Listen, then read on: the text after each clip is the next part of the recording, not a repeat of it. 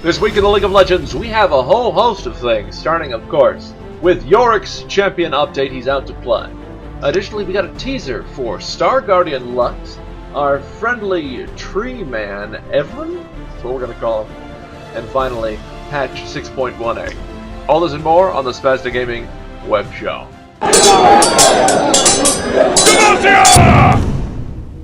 This is Water Elemental. And this is Axis, and we're here to talk about the League of Legends.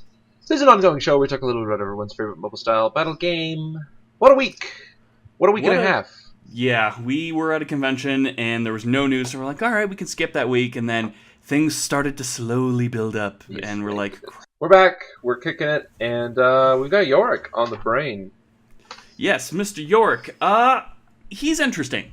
I can't say he's better than he was. He's in an interesting spot where he's definitely a new character opposed to being kind of the same role he originally was, because he's more of an aggressive bruiser than he is kind of a defensive poker. Yeah, he's not very sturdy at all, is what I've observed. He's not sturdy at all.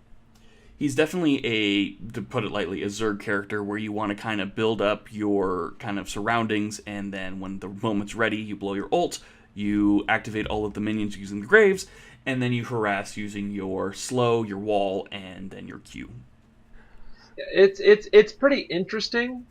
I need to play with him a little bit more, because I definitely like him. Of the two recent characters, Kled and him, I've definitely liked the more all-in style of Yorick compared to Kled's all-in style. So Yorick's been doing it for me pretty well, but I gotta play him a little bit more. I'm not 100% sold. My win rate's not great with him, but I have fun, which is good for me. I've played him mostly with bots. I'm not a very comfortable tank, especially in this season, so I'm... Well, he doesn't play much like a tank, to be honest. He's more of a disruptor. Yeah, I'm sorry, not tank, but top lane bruisers and stuff like that. So I've been playing him with bots and an ARAM, stuff like that. He's a lot better in ARAM than the old Yorick used to be, and he's definitely got some quirks I really love. I love the Grave ability. I love the fact that these minions aren't just like a 3-4 second timer. You can build them up and they're with you for a long time. So you kind of have that, it's like, alright, I got this gang with me, I'm going to smack you in the face. You know, come at me, bro. Really. Yeah. What do you think of his ult? I think it's dynamic. I feel like outside of a pushing role, it's not as good as I would like. Sometimes it kind of feels like, please hit the right target so I can do that extra max health damage. Please, please, please. And then she doesn't, and you just die. But when you're in lane, like, it's really, really strong. But I feel like out of lane, it's kind of weak. Yeah.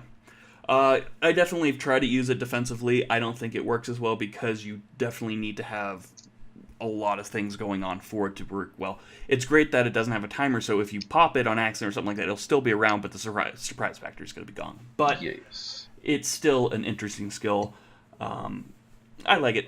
One thing I did notice is it's got a very long cooldown, and that cooldown only starts when she dies. So, yeah, if you pop it and she's up for a while, and then she's down, like, there could be a period of time where you don't pop his ult for maybe like 5, 6, 7 minutes. And that's actually kind of interesting for some characters.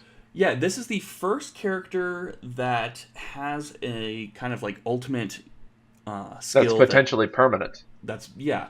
And it's not like an aura or just kind of like one of those things where you can toggle on and off. No, this, like, once it's hit, you have to kill it to get rid of it, and it has a consistent presence on the field. Please continue. All I was going to say is, which it's interesting. One thing I'm curious about that I didn't actually get to fiddle around with is, since it's potentially permanent, if you have like your level 1 version and she's up for a while and then you get like level 11, you get rank 2, does her passive and the summoning effect that she has, does that increase? Or do you have to have her die and then you have to re-level it and resummon her? That's a really good question. I think with a lot of League stuff, I don't think they have the contingency once it's out. But I think it might scale. It better. I'm going to look into that, actually. That'll be interesting. That's one thing I totally didn't think of. I'm just like, the QA person to me is like, I hope someone tested that. The thing that I think I've run aground on Yorick is I feel like he lacks a little bit of kill potential. Yeah, he's definitely... With the previous Yorick, you just slow them and you just run them down and eventually they die. For this, you run them down, but usually I have to lead with Dark Procession to get people to trade with me, and then they just walk away after that. So He doesn't really have that last finishing oomph, I've noticed. Like, even the Mistwalker popping it, that's a very early to mid combat situation. You really don't have anything that's just, it's going to strike and it's going to be that last, like, kind of push. That's why I've seen a lot of people running exhausts or ignites, because they need that kind of like finisher in one form or another until they have the kit to kind of subsidize that damage. yeah, so I don't know.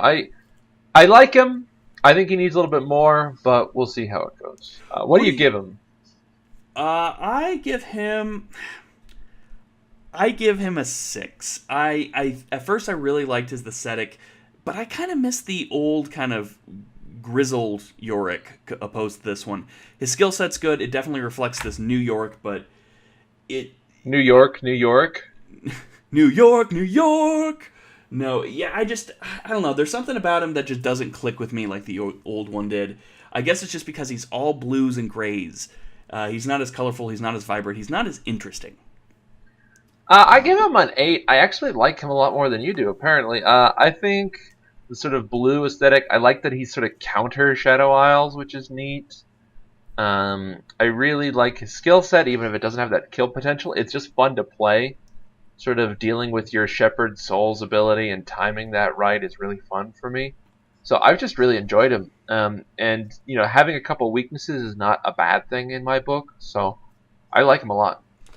Yeah, that's good. I'm not like bashing on his kit. I think if he was a new character, I would be like, all right, that's pretty interesting. But this is one of the situations, like you said, where a rework could hurt the character in the eyes of fans of the previous versions. And I think that's what happened to me. I do love his interactions with characters and how he's just like, with the mummy, he's like, I don't want to deal with you. I'm out. And I'm just like, that's funny. All right, next up on the block we have Ivern, Friend of the Forest. So if you've been playing the jungle recently, you've been hearing a lot of weird whispers coming from the jungle, like, "Oh, Grump, ye did nothing wrong." Well, it apparently has been Maokai's cousin. This thing is really creepy. I think he's gonna rape the dude in the trailer, in all honesty. Like, so if you haven't seen it, it starts with a couple of cubs, and then you see a spear come down.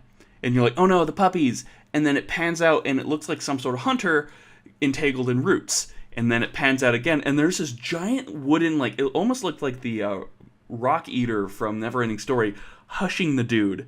And then this thing, like, looks up, he pushes the ground, and then he covers the the background with grass. And then he kind of goes, hoo, and then the foreground kind of covers up. So I don't know if he's, like, gonna silently kill him, or if he's gonna, do his thing with him. He thinks all life is sacred. He's not gonna kill them. He's just gonna shuffle them off.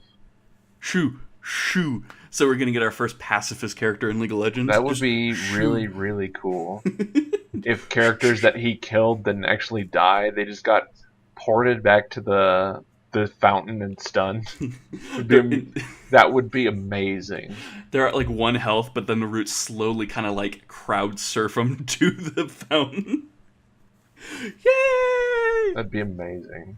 But either way, he looks really cool. I'm excited for this character, actually. I like his voice. I like his aesthetic. I like the idea of being Treant Protector. Yeah, we need a standard global heal. I know that would break League, but I love like that global heal. It's so much fun. Alright. Next we have the You Are Not Alone Star Guardian teaser. This looks like a preview for a bunch of new skins that are going to be coming out. My guess is all 4 of them are going to be Ahri skins, because that about fits their MO. So, alright. I'm going to put down what I think these characters are going to be. I feel that there's going to be a male. So we're going to get Alessandra.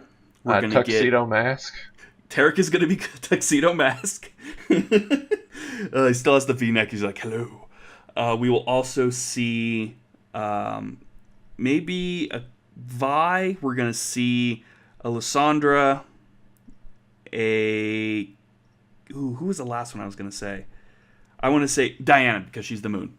Just because she's already a celestial theme. So that's my 5. Lysandra, Diana. What about Aurelian Sol? He's planet theme. Gragas in the dress. Hello, ladies. By the moon. Oh God. But I'm excited. I like the effort they put into the Lux one. It's Do very you think cheesy. they're all going to have voice effects? I hope so. I think one of them should. Do But sort of what they did for the project skins, where they had Ash as the main one, the others were just regular. yeah, Right on. And then finally, we have patch 6.18. A relatively small patch, all things considered, but it had some good balance changes. It had a couple of nice item changes and a lot of VFF stuff. Looks like they're getting ready for Worlds. They just want to clean up the client a little bit, which is nice. So first things first, Ash got the cooldown on her volley increased pretty significantly. It's now 15 to 5 from 12 to 4. Echo's base attack damage went down by 4 points, down to 55 from 59. Nar's base damage, whilst in Hyper, went down by 5 points at all ranks. Hop Crunch's cooldown went up at early ranks to 22, all the way down to 12 from 18 down to 12. Lee Sin's Iron Will lifesteal was increased by 5% at all ranks. Lyssandra's health growth stat was decreased by 9 HP. Glitterlance, the slow duration, now lasts 2 seconds at all ranks instead of gaining a slowly increasing duration. Lucent Singularity, slow was increased by 5 1/4 at all ranks, now scaling 25 through 45 from 20 through 36. Miss Fortune has her damage to turrets from Love Tap increased to 100%, so she can shred them. Nocturne's Unspeakable Horror, the Terrified duration was increased by 0.25 at all ranks. Rek'Sai's base armor was reduced to 24 from 28, and her armor growth was reduced to 3.4 from 3.75. Shen's passive key barrier now scales 50 to 101 from 52 through 120. His Twilight Assault now deals 1% less of the target's maximum health per rank. However, the enhanced damage also got the same 1% scale. So it now just doubles plus a certain amount at low ranks, and then goes to 150% multiplier higher ranks. Talia. The Threaded Volley loses its bonus damage to minions, and Unraveled Earth, the damage has decreased at all ranks. So a lot of weird nerfs going on with Talia. I don't even see her, so I'm not sure where these are coming from. She's very strong in the mid game, so they just had to tone her down. Yep. Vladimir, his general HP went down by 25, now down to 525. Transfusion, the Crimson Rush healing bonus is now 30 to 200 from 40 to 240, and Tides of Blood, the health cost to bonus damage conversion, is now 2.5 to 10% at max health based on the duration to 2.5 to 8%. So it went down by 2 points later on in the game, and the cooldown reduction went up from 9 to 5 to 13 to 5. So early game, he's not going to be able to push as much with Tides of Blood. Yaksuo! His base attack speed went up to 0.67 from 0.658, and his attack speed growth went from 3.2% to 2.5%. So, yeah, nobody likes Yaksuo. Frozen Mallet, the item change is first on the block. He has 30 attack damage from 40, and his health went to 700 from 650. Yes, Frozen Mallet is a dude. And the Relic Shield, Spoils of War passive, heals for 15 from 20, because I hate Relic Shield. This is awesome. Invulnerability has gotten a lot of quality of life changes. It will now display a golden border around the health bars of anybody that's invulnerable, as well as a shield next to their level. So if you have a hard time reading invulnerability on characters, this is going to be another way for you to tell. Honestly, I was playing with a Kale earlier today, and this was a godsend. It was so much more readable. I loved it. And there's some upcoming stuff for the new LCS finals.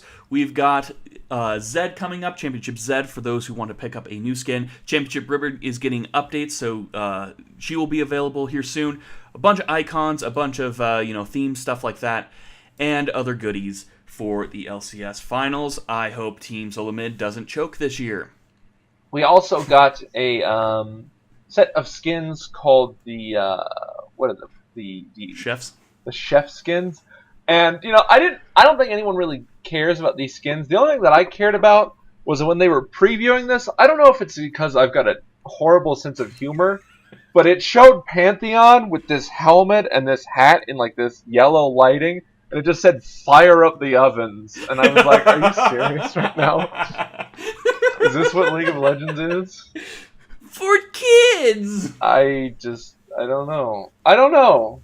You'll have to send me that. I just want to have this like somewhere throughout the video, just slowly building up. I'll send it to you. It's a little obnoxious, but I saw the Leona. It looks nice. It had some cute effects on it, but I don't think these are going to be particularly popular. No. In other news, we have a 10-year anniversary thing going on for League of Legends. If you played in the last 2 months, you will be receiving a new Poro icon for the birthday and a new skin. If you have not already picked it up, you will be getting Kale and Riot Kale. If you own Riot Kale, you will be receiving a random skin of that value price, so you'll get something as compensation as well. Everybody will be getting these skins. I want Riot Susan. There's a chance you can get Riot Susan. I love it. So yeah, if you all have any punishments or anything like that, if you've been reported in the past and you've gotten like restrictions on your thing, you will still receive your benefits. They said that this is a gesture of goodwill, and I think that's pretty awesome. We've been doing this for 7 years. The game came out 8 years ago, but the company's been out for 10, so there's a little bit of confusion. Everybody's like, this is not 10 years old. Get wrecked, other people. Other news, we got some new merchandise, a lot of Echo stuff. He gets a figurine. Long story short, it looks better. They've been improving their models, and they've definitely been getting better. There is the LCS Pick'em for this year, so if you are interested in the World Finals, you will be able to participate in the kind of like fantasy bracket. You can pick your teams. If you're above a certain accuracy, you'll get a certain icon. If you are 100% accurate in one of the two forms, you will be able to earn a free championship ribbon, I believe, this year. I haven't seen what the 100% bonus is yet, but yep, that's available. That's all kind of just rapid fire, kind of interesting stuff coming through the pipelines. Good stuff. Hard to argue with. But I think that's really it for official news, isn't it? Yeah. We were worried this was going to take forever, but no, we blew through this. We're 301 episodes. We finally got it down. That's right. Now we're going to move on to our own section here. No questions again, you monstrous toads. We love questions. We try to answer a couple on the show, and we need your help to do it.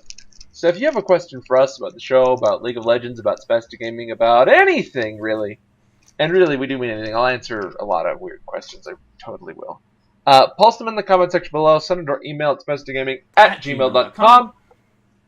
Send them to our Facebook, Twitter, or website, all of which links information down below. We do have a Patreon, patreon.com/spasticgaming. You can go to that to get exclusive features, bonus content, and more. Just have a look. Maybe something will pique your interest, and it really helps us out. Thank you to Patreons. They were able to help fund the commission of our new intro splash screen with that beautiful Axis in Garen outfit and me in the Nautilus gear. So yeah, that's the stuff that we are hoping to do. We also were able to fund a new editing software to make the new intro screen. So there's a lot of new stuff going on, and I'm working on some new layouts, but everything I have done has rendered out horribly, and it looks awful on YouTube. So we're working on it. Stay posted, then. Yeah. Otherwise, it's been Axis. And Water Elemental. And keep your eyes peeled for some new 45-minute long Hex content. No, don't you do this to me. Now I have to explain that I accidentally deleted it. You are an asshole.